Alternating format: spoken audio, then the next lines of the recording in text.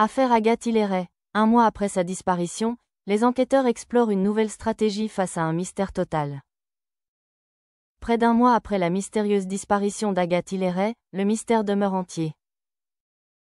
Le 10 avril 2025, cette jeune femme de 28 ans quittait le domicile familial à Vivonne, dans la Vienne, pour aller faire son jogging. Depuis, plus aucune nouvelle. Aucune trace, aucune explication. Une énigme qui bouleverse la commune et mobilise toujours d'importants moyens d'enquête.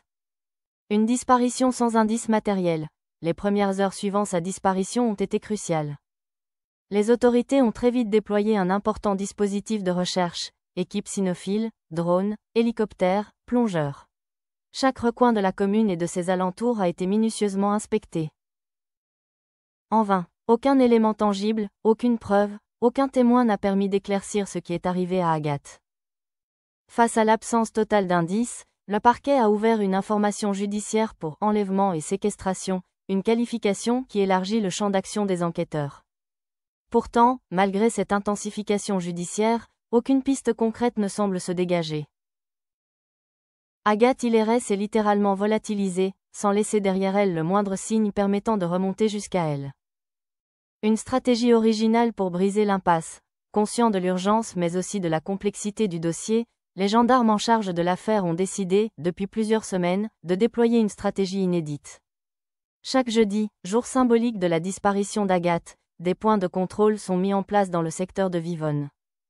Les forces de l'ordre arrêtent les passants, promeneurs, cyclistes, joggeurs ou automobilistes pour leur poser une série de questions précises. Le but de ces interrogatoires ciblés est clair, établir une cartographie précise des mouvements dans la zone au moment de la disparition, mais aussi provoquer un déclic dans la mémoire d'un témoin potentiel. Le questionnaire distribué contient des interrogations simples mais cruciales. Aviez-vous pour habitude de passer par ici le jeudi matin? Avez-vous vu quelque chose d'inhabituel le 10 avril? Avez-vous remarqué un véhicule ou une personne suspecte? Des résultats encourageants, 1000 réponses déjà collectées. D'après une source proche du dossier, contactée par Voici. FR, cette méthode porte progressivement ses fruits. Près de 1000 témoignages ont déjà été recueillis dans le cadre de cette opération hebdomadaire.